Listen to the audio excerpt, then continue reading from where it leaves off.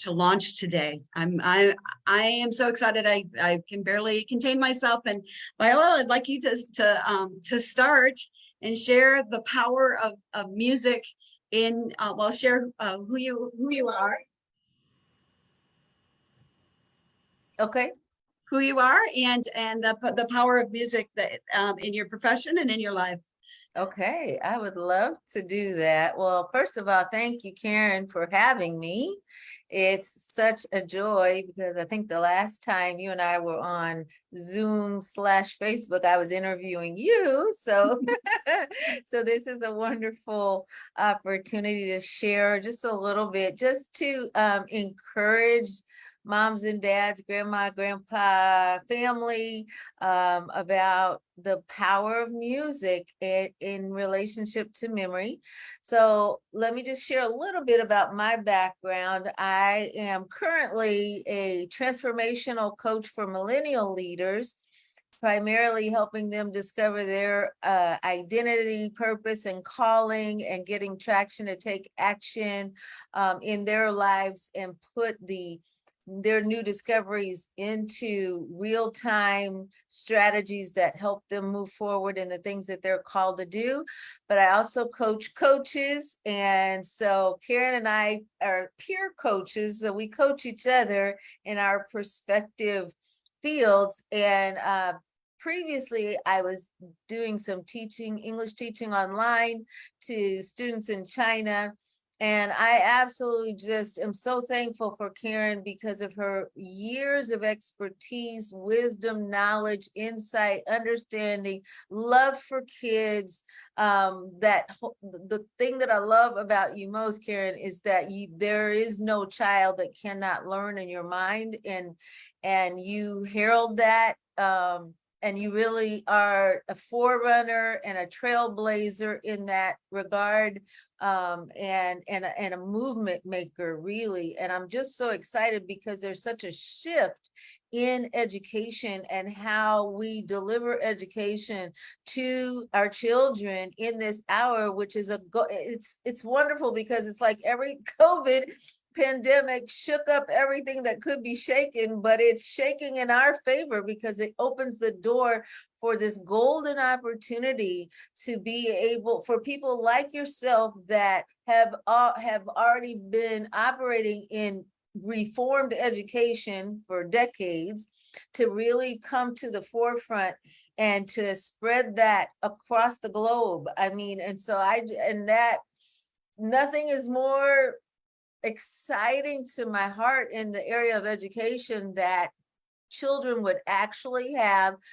the opportunity that they deserve to learn. Imagine that.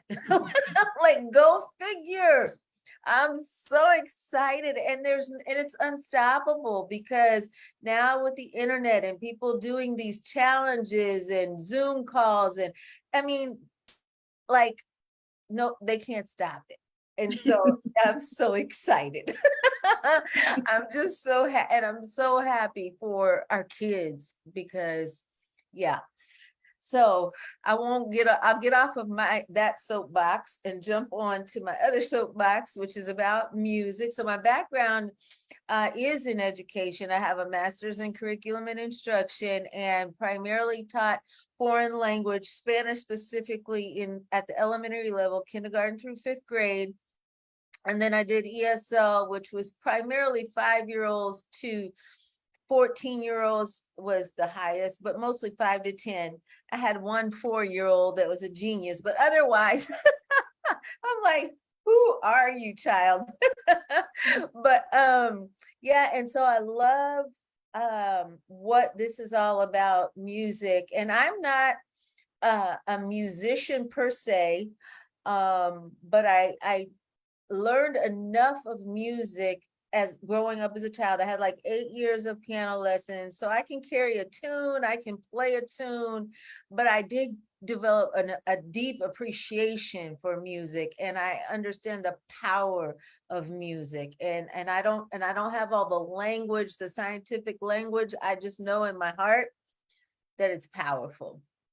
And it's universal, and it bypasses cultures, it bypasses language barriers. It bypasses all the things, and it's just a unifier.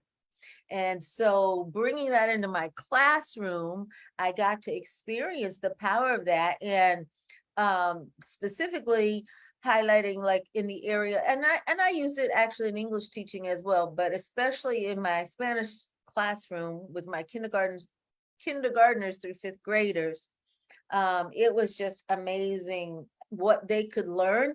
And I'm sure you've all met that adult. You might even, those of you that are listening, might be that adult that I will meet in the grocery store, and they would say, oh, what do you do? And I say, I'm a Spanish teacher. And they say, oh, I always wanted to learn Spanish, but I just never could. It was so hard. And I say, well, that's because you didn't have me as a teacher. And when I say that, I say it in humility, but the truth is, because I used music and movement and all those things, I didn't really encounter kids that could not learn Spanish in my classroom. And when I would get together with other Spanish teachers in the district, sometimes they had, complaints and struggles about kids not being able to do this and that and the other thing. And I'm just like, try a song. So some of you, this may be aging out here, but just if you recognize this, raise your hand, your virtual hand, even if you're watching by replay. So conjunction, junction, what's your function? Hooking up words and clauses and phrases. Anybody remember that? Okay. Now, I was not the sharpest crayon in the box in school, mainly because of a lot of reasons, right? I am very smart, but in school, you wouldn't have known that. But when I discovered Schoolhouse Rock, I remember even as a child going, okay, why hasn't anybody taught? I almost felt like I found the cheat sheet or something. And if it weren't for Schoolhouse Rock, I probably still wouldn't know my multiplication tables to this day. But I found that channel, and I would come home after school or on Saturday mornings, whatever it was, and I would turn that thing on. And I was so excited because I was like, oh, this is like the cheat sheet. I can finally learn my multiplication tables. And there was one that said, 1 times 8 is 2 times 4. 4 times 4 is 2 times 8. And it was all about this figure 8. And here I am, 58 years old almost, and I still ingrained for life. Can't forget those songs if I wanted to. That is really the power of music. In my Spanish classroom, same thing. I mean, and I know, I think, was it Daniel yesterday that was talking about rap and the power of rap. And I can't tell you how many people don't like rap, but let me tell you, we would rap all of the South America. I had a rap for all the South American countries. I guarantee you not one of my fourth graders didn't know every single country in South America. And I guarantee you they're probably like in their 20s now, and they still know those countries. Some of them probably won a geography contest because of that song, And so it's just so powerful. Yeah, it's just a powerful tool for memory, and rap, song, rhythm, movement, dance, and especially the kids that can't sit still in the chair. It gives them the reason, the excuse to be able to, like they actually have permission to get up and move and groove to the songs, and they love it. And then I would sometimes have playground duty or lunchroom duty, and you catch these kids singing the songs like off, outside of classroom time. And they love it. And it really is amazing how it tunes their ear. It creates a wonderful pronunciation at an early age. And I'm not boasting in myself, but my kids sounded really good. And I was really proud of their pronunciation, because I was a stickler for pronunciation, because I did not want them to have a gringo accent at all. So I was really like, oh, we got to pronounce this correctly. And they did. And music was the power behind that, like 9 times out of 10. And so then the kids walk away with this confidence, that they can do it. And the beautiful thing about it, and like I said, memory, it just goes without saying, it sticks with them. But the confidence that it gives them too is also really, really powerful, because once they accomplish singing even just one song by themselves on their own, like how it just makes them feel so accomplished and achieved. And then you're the brain person, Karen, so you know how it opens up all the pathways in the brain. It's like my son's first touchdown in football. Now the brain remembers how to do that again. And so then it's a win from there. And so I can't say enough about it. For myself, it's been really powerful. I know just even recently, like some scripture memorization that I did, like I created my own songs in some difficult, challenging times. And then it's funny how, years ago, I'm talking years ago, and then suddenly, not having thought about that song like in 10, 12 years, but I hit this place where I'm being emotionally challenged in a particular way. And that song just rose up out of me, and it was just right there. And I'm like, wow, that was really, and it was just right on time. And I mean, literally hadn't thought about it for years. So Thank you so much for sharing. I thought about this girl when you were sharing that she had some emotional issues, divorce, and maybe some neglect and abuse, and then she had some memory issues, and then she ended up having some really serious health issues that that came shortly after that. But what she looked like was she was laid out on the floor listening to Schoolhouse Rock. yeah. With an attitude, and teenager. And I'm like, so I just, you don't know. And I just kind of put it this little, I was mad, but it came out like as a little challenge. I'm like, well, hey, I was like, all right, you can lay there and you can be you. But do you have this song memorized?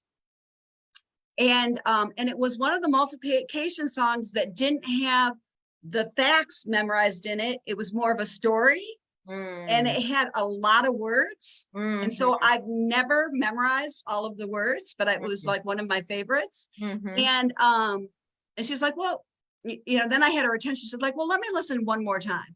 So she's laying on the ground. Now I know that at least she's tuned in. So twice, she listened to the song twice, stood up and sang every single word in pitch, in tune, and had her multiplication facts memorized.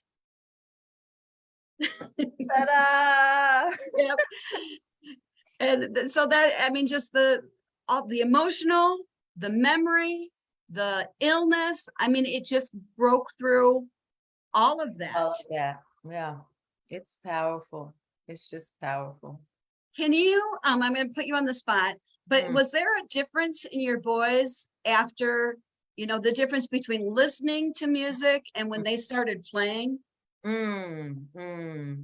Yeah, I think, we did a family guitar lesson. We all got to take guitar lessons. That was their first introduction. Of course, in school they had, the music classes, but officially, yeah, we did. And they just loved it. And I know that it just opened something new up inside of them. And especially boys sometimes aren't the most expressive. Everybody's different, but mine, let's just say mine, sometimes and also the effects of divorce, can really shut down the emotions in them. And when we did the guitar lessons, that was really a moment where I just saw something reconnect, you know, in there at a heart level. And then Carlo went on and did the cello, and he eventually left it behind, but his appreciation for the music to this day is just off the charts. And I remember we got to go, it was a dream of his to hear Yo-Yo Ma in person, and it came true. He came to Kansas City to that beautiful Kaufman, I forget what the place is called, where the symphony plays at the Kaufman, and we got tickets somehow to his master class, and then he had like a rehearsal. I know. They're like, this is like Yo-Yo Ma. And it was just amazing. And so, yeah, I think it, you know, who's to say, but I think it definitely massaged their hearts in a way that only music can, you know. I don't have the words to really articulate that, and I definitely don't know the research behind it, but I could just see that it was definitely a blessing. Oh, can't hear you, though. You're on mute.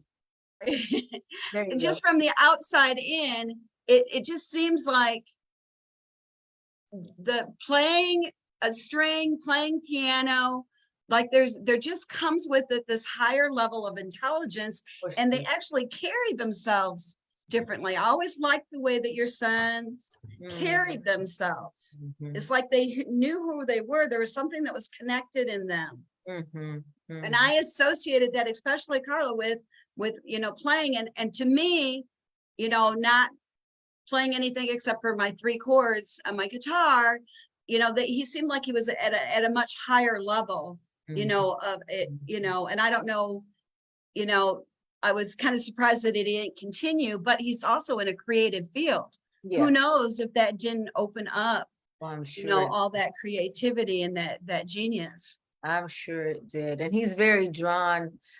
I mean, he's beyond a music lover. He's like a music consumer.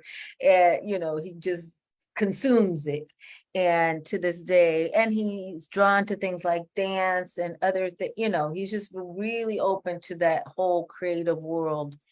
So and Giamo has pursued foreign language, which, by the way, there is a connection in the brain between the ability to learn music and the ability to learn foreign language and math and some of the other things. So there's that too.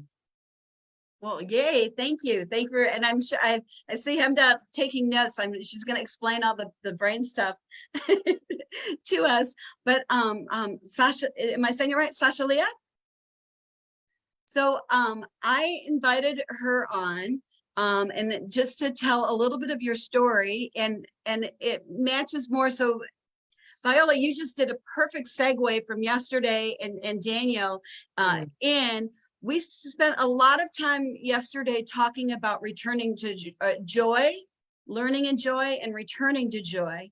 And I invited Sasha Leah in to tell a little bit of her story, whatever she's comfortable with, but the power of music and dance in kind of you know, coming out of a place that maybe was not as easy, and being able to return to joy. Would you mind sharing? Yeah, sure. Actually, that's a very good thing to even mention music, to be honest, because I do have a very good connection with the music. I actually did 7 years of piano school, and I was kind of like, I was seen by my mother that I am supposed to be a music person. Only I cannot really say that playing piano was my biggest passion, because I always wanted to sing. I was super good with playing piano. I was always in like top list in my school everywhere, and just sent like really outperforming the programs that they would give to me. However, I felt like I want to sing, I want to sing, I want to sing. And then what did happen eventually when I grew up, I kind of stopped playing piano at all, but I ended up singing. And I think the first time when I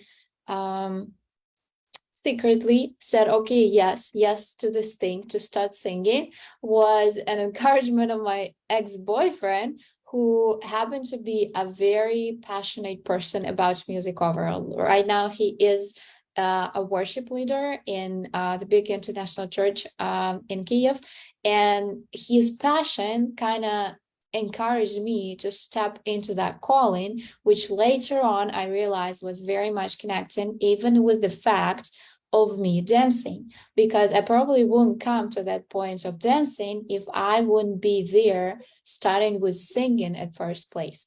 So singing was something very special to me, because I always felt like I want to tell the stories, and the music gives us that great permission to actually step into the shoes of maybe some other story of somebody, right? When we're trying to do the cover of somebody's song, or even find a song that would reflect ourselves from the inside out, what is inside of our hearts, what connects with us the most. And I was always this type of a kid that would have like very poor emotional intelligence. I was not raised up in that environment where, people make you feel secure, loved, and this kind of stuff. So for me to express my emotions was a very, very, very tough deal.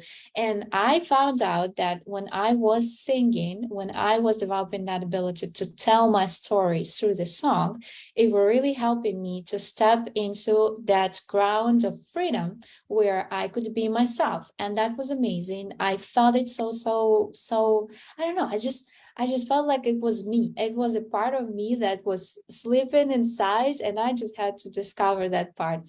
And along with that journey, I already became a Christian, and I realized that actually singing is a part of worshiping. And David was the man in the Bible who was singing. And then later I discovered that he was dancing as well. So it was something they didn't tell me in the Baptist church right away. And I never paid attention to that unless I started to study the Bible and just learn those things on my own. And so aside of that part of me stepping into freedom and becoming who I am, when I sing and tell that story, I started to realize this connection with David and the gift of a worshiper, and then the heart of a worshiper. And I actually started to see David as like a very special personality that connects to me the most, probably like aside of Queen Esther and Joseph, like David is the other person who is like very much like me. And when I was trying to, because I had a season when God said, I want you to go into the book of Psalms and go through it very attentively, trying to understand what it was to be a man after the God's heart, what it was to be like David, what it was to have that heart of a worshiper. And it's been quite a season. I don't know how long it lasted actually, but it was quite a season when I was just trying to investigate and go deeper into this Psalms, the book of Psalms, and asking all these questions about who David was and what it means to be after God's heart and all these kind of questions. And this led me parallelly somehow in that season, it led me into that momentum where that anointment of joy came to me. And with joy, there is a funny part, I might say. I might say that I had something when I was changing my documents when I was an adult, and I wanted to add the middle name. And in Ukraine, we don't have the middle names, but I always felt like my middle name should be Joy. And when I was changing my documents, I spoke to that officer and I said, you know what, I want to have the middle name. And they said, no, you cannot, because in our Ukrainian passports, we don't have this slot where you can put this middle name. Instead, we have the father's name, which is it doesn't make any sense to me. Why do we have the father's name and we cannot have the middle name? But the funny part is that They didn't let me do that. And I remember how I was so much upset. I was so much upset. But God is so gracious, and he's so much into the details, and he is so creative, and his creativity is so crazy huge, because when I ended up in Hawaii, and it's been in 2017, and I knew that when I came there on that trip, and I was doing a school there, and I was staying for about like half a year, and it was a Christian school. So God spent a lot of time with me there, just having that retreat and that personal momentum one-on-one with him. And I was drawn to the worship and prayer room that they had there. So I was standing in that prayer room, and I was trying to hear and like see what God is telling me. God was doing something. I definitely knew that, because one day, after a week of like him trying to clean my spirit and just take away all the trauma of my childhood and all the dark moments and this kind of stuff, I started to dance like crazy. And I just knew that from the spiritual realm, it was the day when some spirit of joy just fell over me. It just fell so strongly and so thick. I never danced like that before. It was like a glory that was radiating from inside out. And if the friends of mine, my Korean friends there, they came to me after that night, and they're like, Shreya, what did happen with you during that week? Because something did happen. You look very different. Like, I don't know what did happen, but I know one thing. The crazy joy came to me, and I started to dance. And it's been like years after the situation with my name that I wanted to change. And I must say that I started to dance since then, but I was dancing just behind my closed door. And dancing part was like the singing part for me, because through dancing, I was telling the story. It's like with singing, I could express it in my words. But then I realized there were the layers of my soul, which I could not put in the words. They were so much deeper. They were so much hidden. They were so much just like very, very intimate and very, very inner heart of myself. And I could not put them in the words, because I mean, by that time I already started to write my own songs. So I have a lot of like drafts of my own songs, and I already started to do the vocal classes as well. And I was singing. I really was like developing that talent of mine. But at the same time, when I started to dance behind the closed door, I realized that it was this inner hidden joy of a child showing up in front of the Papa, and also in front of Jesus later, because he led me deeper into that. From that experience in Hawaii, that was the experience where I started to dance like a little kid. I was dancing with Papa, but then he led me into like growing, developing into that bride, and now dancing with Jesus as a bride, not only as a kid, as I used to do that with Papa, right? And then I started to realize that by telling me that story, it's like the Holy Spirit started to show me visions and other things just happening out there. They were just in my room, and it was like I could not even explain. And just on that, at that season of my life, because it's been before the war happened, somewhat like during the past year, but before the war happened, and a friend of mine, she reaches out to me, and she's like, so Shalia, do you know, I just saw something very funny, and I thought about you, like, do you know what your name means in Hawaiian language? And I'm like, wait a second, okay, like, like I feel like God was talking with me about that just somewhat like couple days prior to that. And the fact that she contacted me was such a huge confirmation, because my name is two names in one. It's Sasha and Leah, which is like Sasha is one separate part, Leah is the second separate part, but altogether it's one name, which is Sasha Leah. And I realized that in Hawaiian language, Leah means joy. And I was like, Lord, you just did something amazing. You sent me across the world from Ukraine to Hawaii so that you could just pour out that spirit of joy over me. and also take away that disappointment out of my heart, because once I wanted to put that joy thing it as my middle name, and they did not allow me to do that. And I always thought like, okay, maybe one day when I would live abroad, and abroad they do have this middle name, I will still try to put it in there. But nowadays I realized I don't even need to put it in there anymore, because God is so much into that creativity, into the details, into telling our personal stories through our names, even through the songs, through us dancing, through like any other type of art that we can actually use to connect with him, to connect with this world and tell our story, that I ended up literally carrying not just the spirit of joy over me, but also having that joy in my name. And I was not even aware about that. And I was like, Lord, this is amazing. This is just brilliant, just brilliant. So I don't know if that really answers your questions. And like, if you have any questions along the journey, you can actually ask them so that I would know how to navigate and finish my story. But that's pretty much what I wanted to share. Oh, Karen, I don't hear you because you're mute. We've got 2 minutes before Hemdah speaks, but I wanted to I saw a post that you did where you were like dancing for freedom and dancing for joy in was it an art museum? It was like a public place, and you were just like a little child and just free. And I know that you have seen and heard some horrible things, coming from the war, and it was just so. Can you explain, or can you share with us that?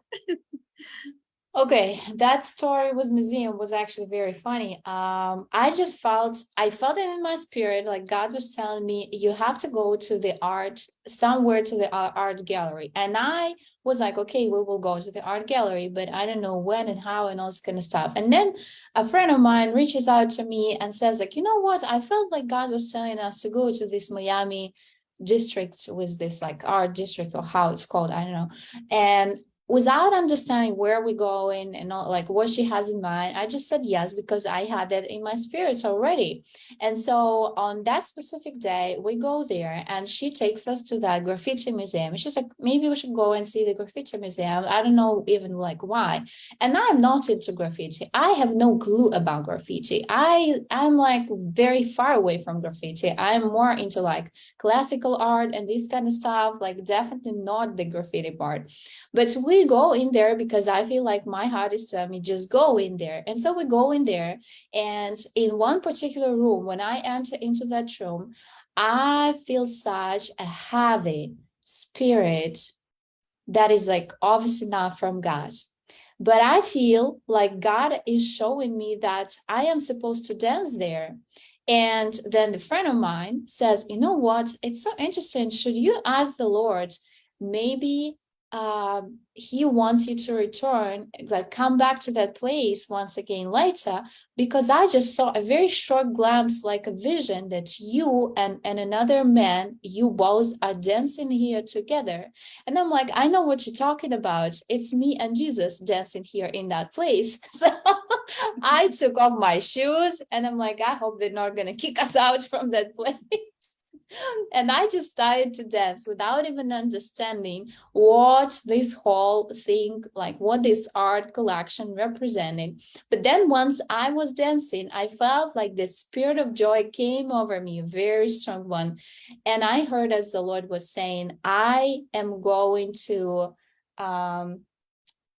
bring the life through the colors. That was one of the messages. And the other thing that he said, I want you to have a party, like dance as if it's a party, dance with such a joy, just like partying here for the glory of the Lord. And I was dancing. By the end of this whole experience, I was dancing just like as if it's like a complete party out there, just partying, just having my party.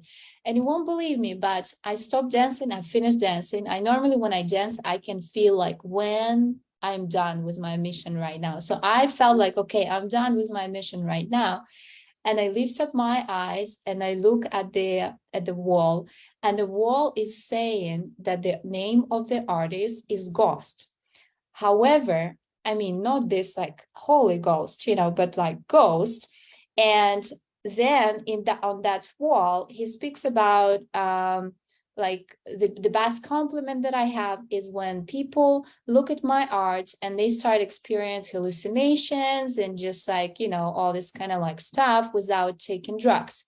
And these pictures on the walls were really crazy. They looked kind of very crazy. And what I felt initially when we entered in there is that it was the demonic presence, which will cause people to lose their like godly given dreams. So I just felt like this yoke has to be broken right there. It's not good, because now everybody who is entering into that room, they're going to catch that spirit of God and the dreams of God to come to them during their night experience, and not seeing all this mess that they just saw here, without taking drugs.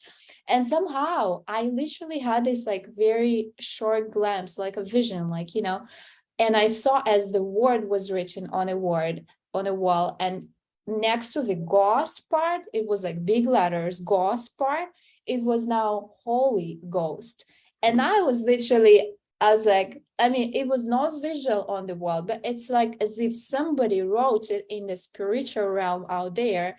And I felt like Lord is turning the tables here. Like he is doing something. He is going to produce a fruit just out of the dance, because that dance just shake the ground and shake the atmosphere, and something happened. Some yoke was broken, and I don't know, we danced and then we laughed, but it was just funny. And I also could not believe, because it was my very first time experience dancing in public at all.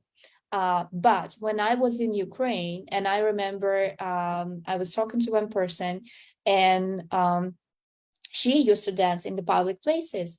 And I just heard it in the spirit. I saw it as a vision, and I heard it as a confirmation in my spirit that God was saying, Sashalia, you are meant to dance in the public places. And I'm like, I'm not even a dancer. I'm not a professional dancer, at least. Like, how am I supposed to dance in the public places? But God brought me in a public place without me understanding why are we going to this gallery, art gallery, why it's in my spirit. But there was a mission out there. So I was on the mission field. So it was just a funny thing. And I believe that Thank actually all you. this creativity that God can put inside of us, whether that's singing a song, telling stories through the song, sharing the message through the dance, maybe it's painting, maybe it's some other type of art, Yes. pottery, whatever it might be. God is so creative, and he just expresses himself, expresses his joy, his power, his healing, his peace through any piece of art. Yeah. Thank you so much. Thank you so much. You're And welcome. you can go ahead and mute yourself. And Hemdah, you have a lot of on-ramps in her story to jump into what's happening in the brain, and with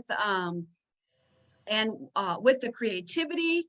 I'm going to share your first slide. Let's get back out here. And here we go. That was yesterday. And we talked a lot about joy yesterday. And here is the beautiful Hemdah. Can you give an introduction of who you are, and your credentials and your experience, and then just let me know when to turn the slide to your first slide. Okay, absolutely. Yeah, so I have a bachelor's of music education, and I also have my master's of music and performance with a focus in piano and also teaching piano. And I have my national certification as a teacher of music from Music Teachers National Association.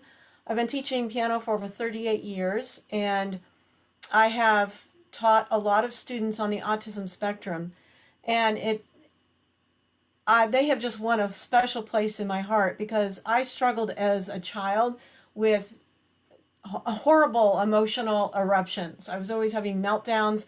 I couldn't handle my big emotions, and I would get very angry with myself when I would make mistakes at the piano and not be able to process it like I thought I should. And I would get so angry that I would actually hit myself. And I would pound my thighs really, really hard until they stung and turned red. And fortunately, I was not skinny, so that was probably okay. But, I don't know what my mom did to help me get through all of that, but I thought at some point when I was in high school that I would be really good at teaching students who struggled like I did. And I found that I was very empathetic, but I also found that when I started teaching students who struggled with things I'd struggled with, that I needed a lot more education and knowledge. So I became really passionate about research and studying how I could help my students, because I had students who did try to self-harm in actually scarier ways than what I did. And so through the years, I found things that have worked, and I continue to work with students in a private one-on-one teaching piano. But I'm also now expanding to working with parents and teachers to help them with their children and their students who are on the autism spectrum as well as ADHD, because there's some overlap there. And I'm just really, really passionate about helping more children by helping parents and teachers and sharing what I've learned through the years. And I've developed a program of mindfulness and modeling and movements and musicality. But what I'm going to talk about right now is how music affects the brain. So I want to look at our first slide, which is, I just think this is fascinating. Brain waves are, as far as I understand, are those electrical pulse impulses or pulses that are communicated between masses of neurons in our brain. And so you can see the picture on the left is before listening to music. And this shows anxious and agitated and confused brain and confused brain waves. And then after listening for 15 minutes, so these are calm, confident, and relaxed brain waves. And from what my research has shown, music really stimulates the alpha and the theta waves, as well as the beta waves. But particularly with the alpha waves, you get the creativity and the power of being in the moment. And then with the theta waves, those happen like in sleep, but also in deep meditation, and can unlock learning and memory and intuition. And then, of course, when we're more in a conscious awake state, we're more in using those beta waves, and we're really working on cognition and cognitive things in the outer world. So we can go to the next slide. Karen was really wanting me to share with you, because I was telling her I had this picture. I've seen pictures. This isn't the best one I've found. I can't find the one I really, really like. But this is an MRI of a brain at rest on the left, and then on the right, the brain's reaction to music. And I don't know if you can see can you see my cursor?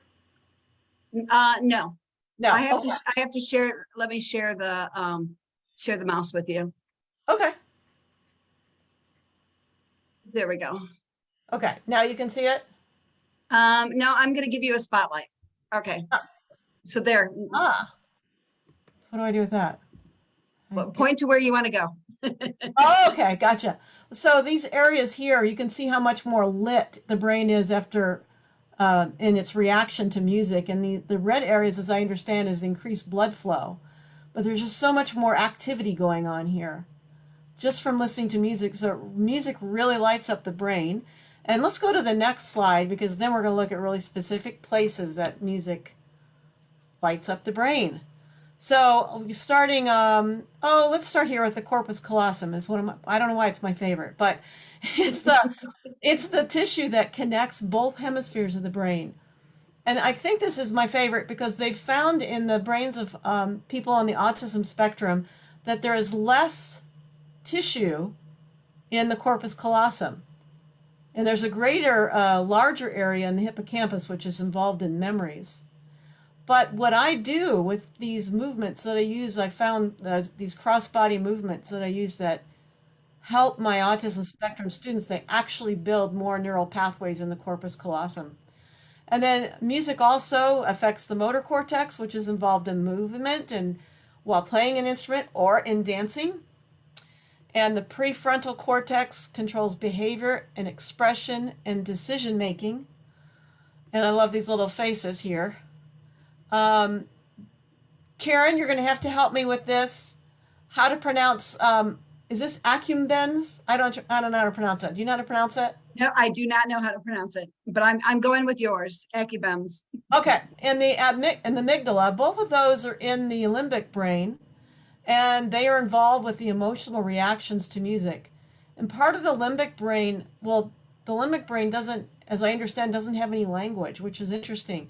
This is often where we can have spiritual experiences as well as reactions, emotional, deep reactions to music that we have trouble putting into words, but they are very real.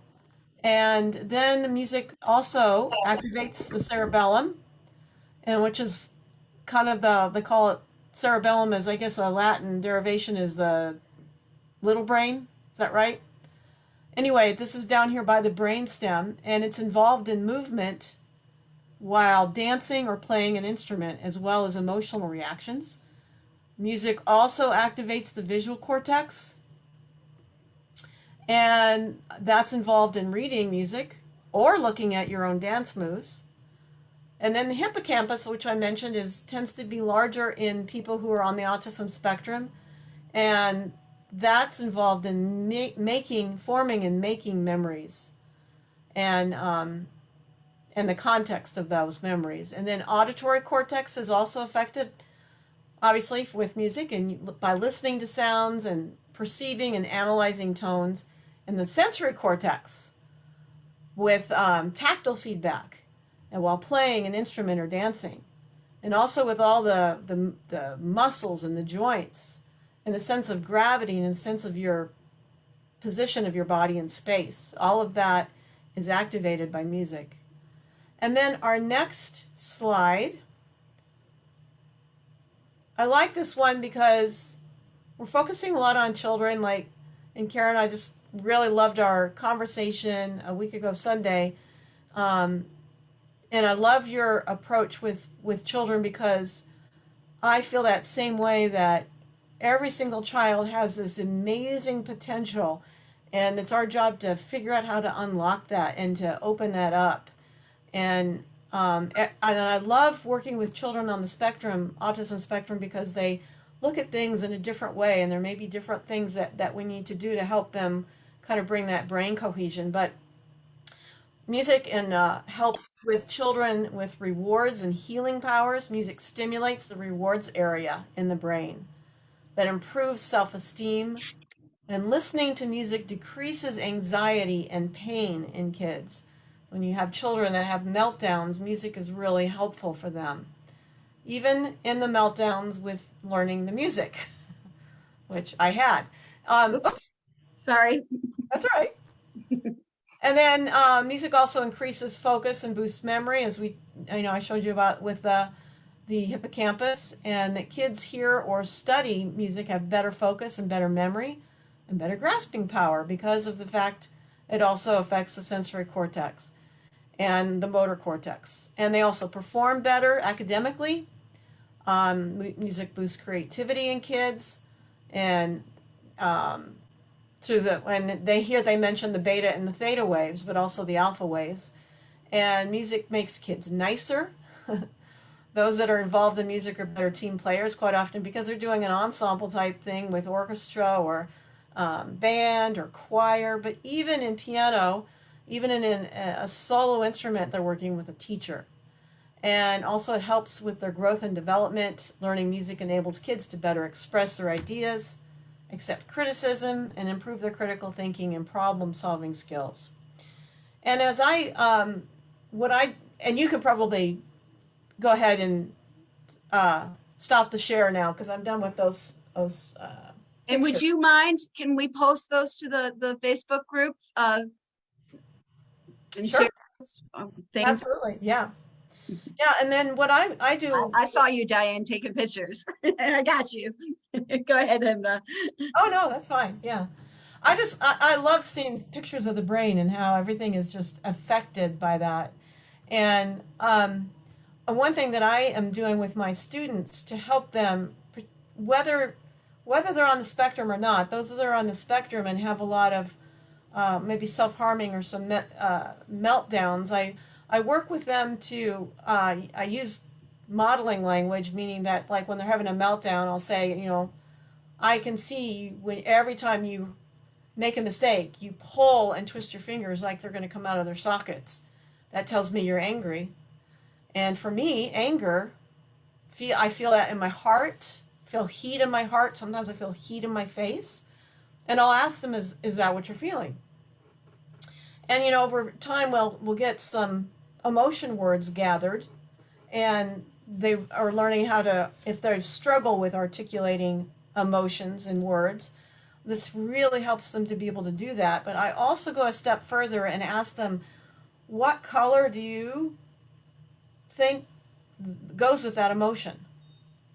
And whatever color they choose, that is fine. They may choose a color that I wouldn't choose, but it has meaning to them. And that's all that matters, because then it solidifies that emotion for them. Then I take it a step farther with their music.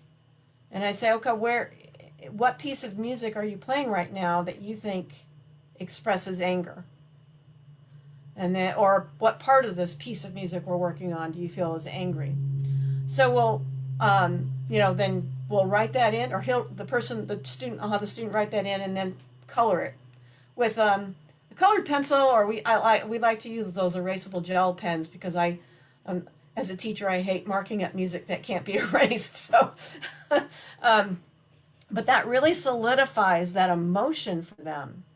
And so then when they are playing, they're playing from a deeper place. It's a much more grounded place. They're playing from some deep, deep place within them, which that's when it's really making a lifelong difference for them and bringing them solace and strength.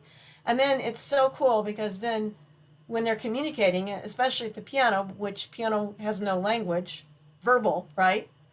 But they're still communicating a spiritual and emotional aspect to people who are uplifted and moved, even if they can't articulate why. That doesn't matter.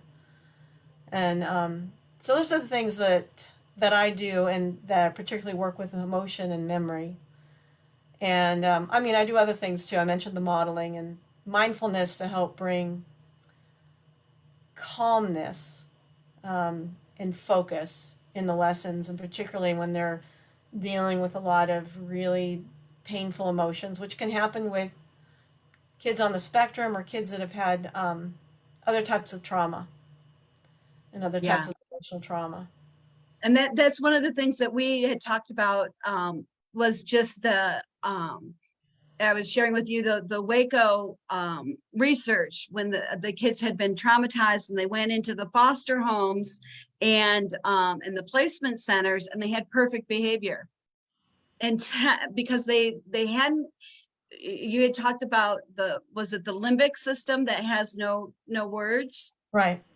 And so, the theory was that the pain and the trauma was locked in that limbic system.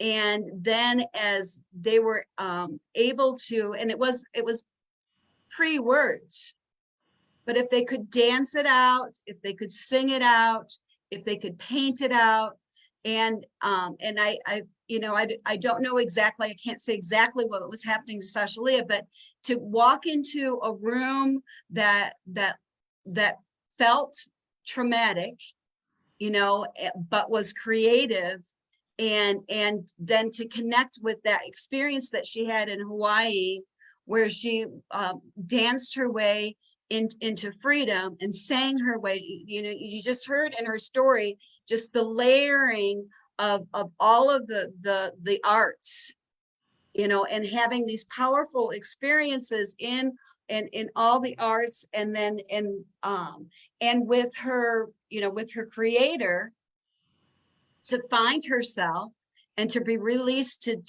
the fullness of herself. And then having come out of a war zone and then being faced with it, there's a possibility then that a lot of that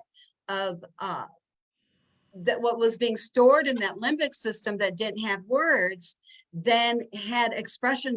She said time and time again about the story, telling the story through dance, telling the story through song and through music, and telling the story through art, that it puts that into the language, and it processes it, and it releases you back into that joy and into that freedom. And creativity sparks creativity.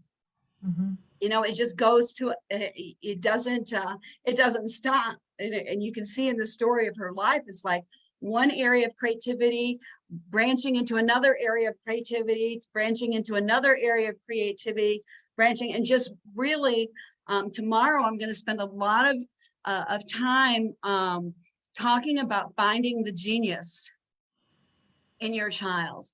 And I'm going to go into a study that NASA did. NASA hires on purpose 50% of their staff diagnosed with dyslexia.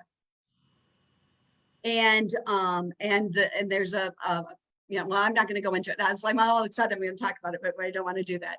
But just the returning to joy, returning to that place of peace, and returning to discover yourself and all the good in yourself, no matter what's going on in the world, around you.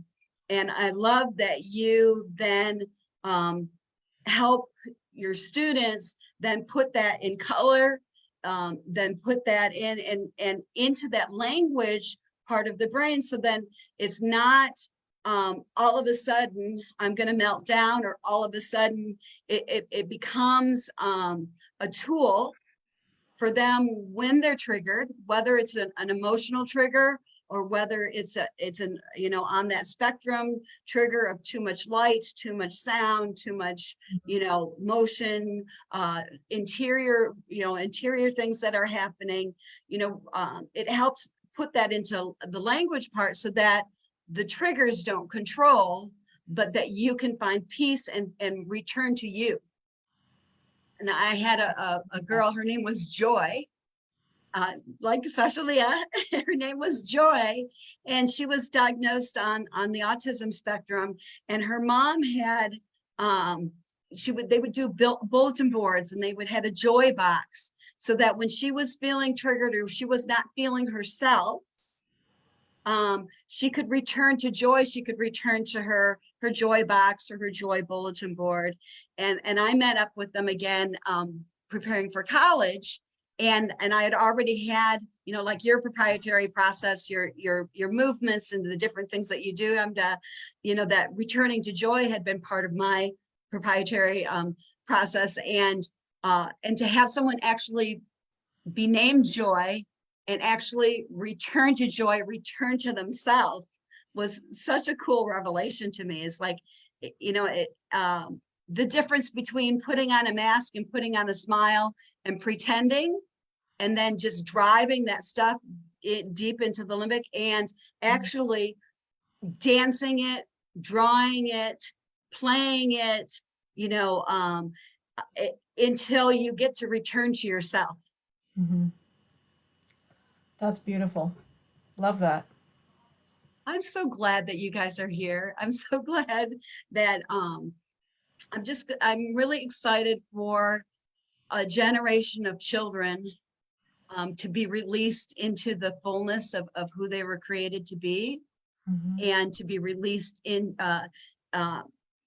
joy and to discover the gift of who they are. And we have 4 minutes left on our session. And I'm just checking. Okay, go ahead and raise. I don't know if I have control back again. I did something on Zoom. Uh-oh. Yeah.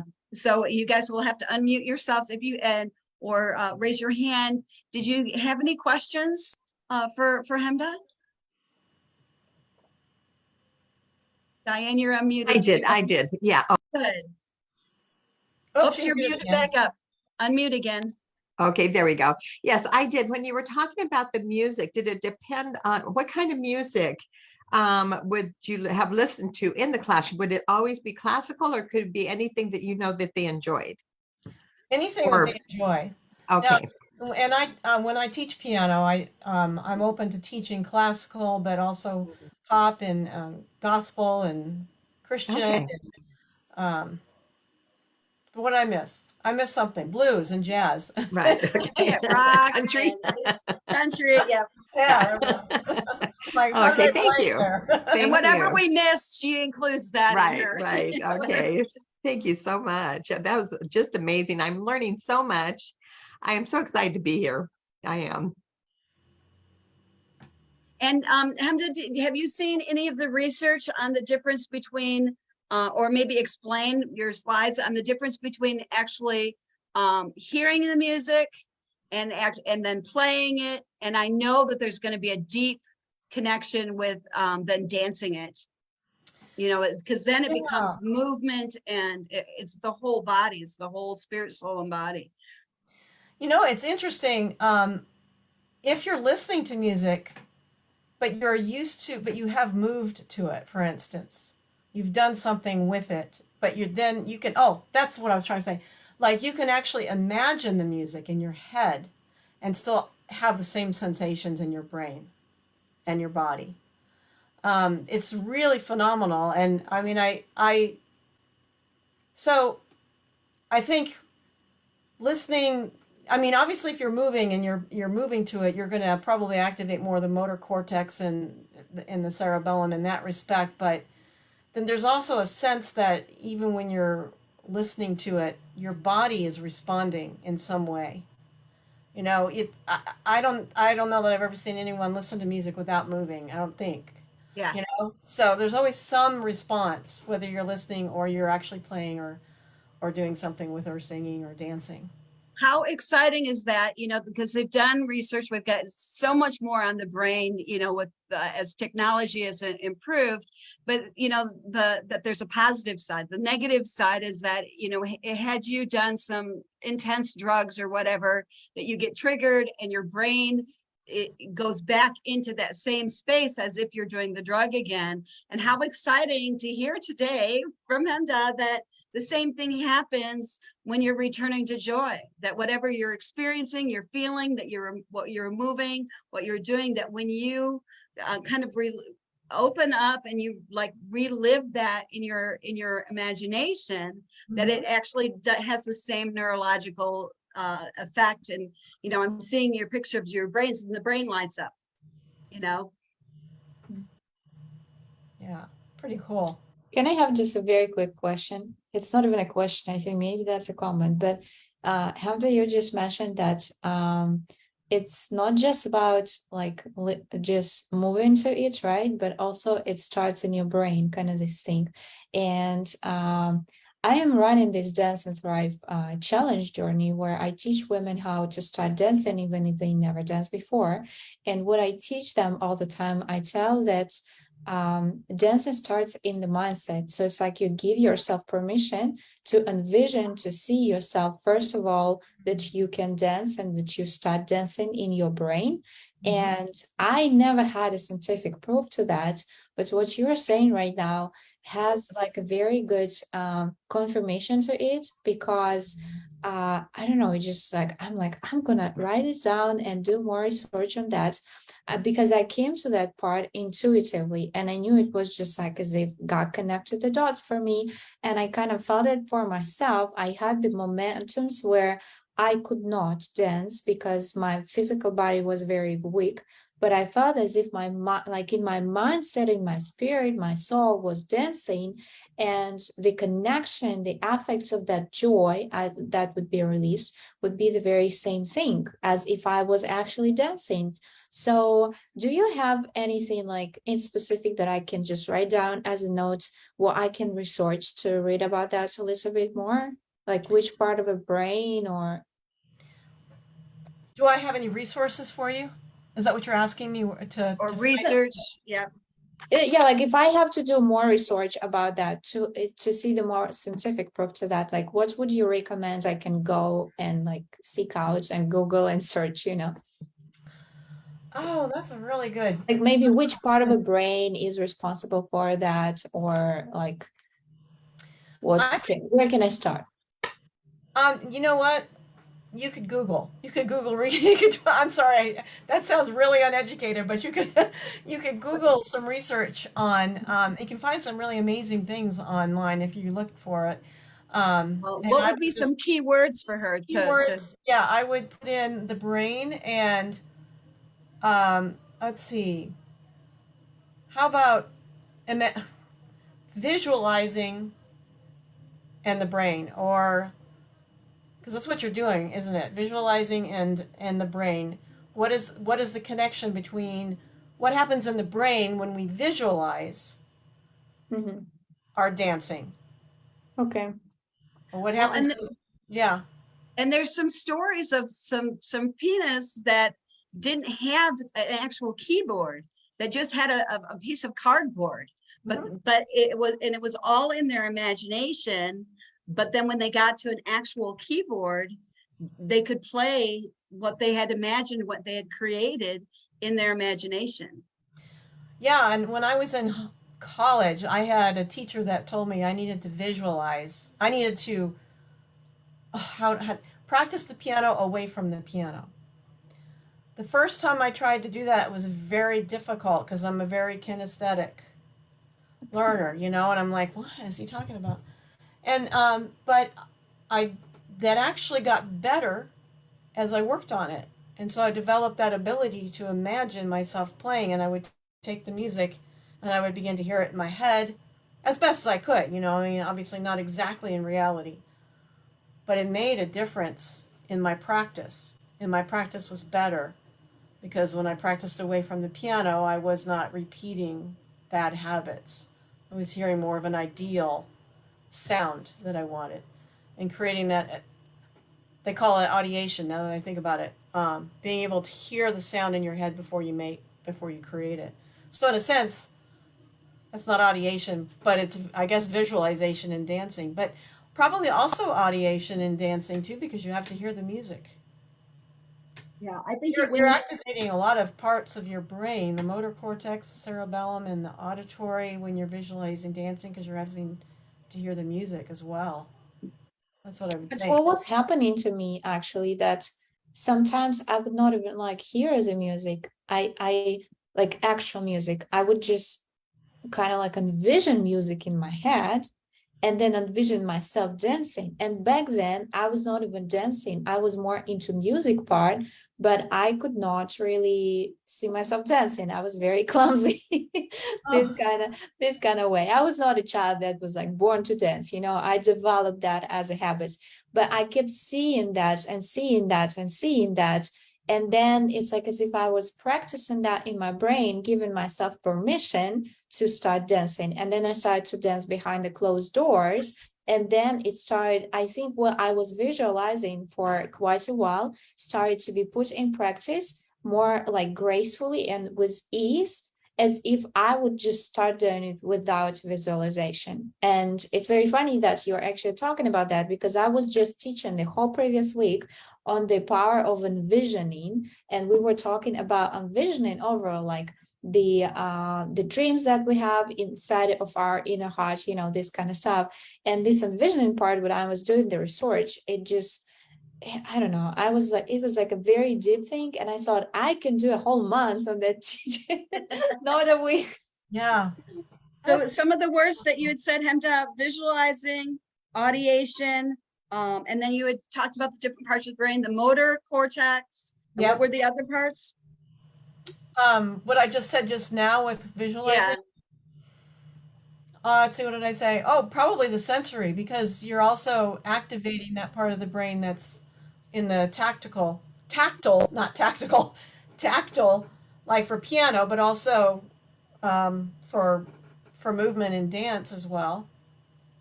thank you very much. Well, we are Thank you. past our time. And the reason I asked you, Hemda, is I'm going to drop those words in for further research, and let the women that are in the Facebook group just continue on and research that and share their stories. And I just want to thank you, ladies, and the ladies that had to jump off, for your time. And this has been fascinating. I'm super excited now for this lead into finding your genius, releasing the genius in your child. And I'm super excited about tomorrow, and I will see you tomorrow.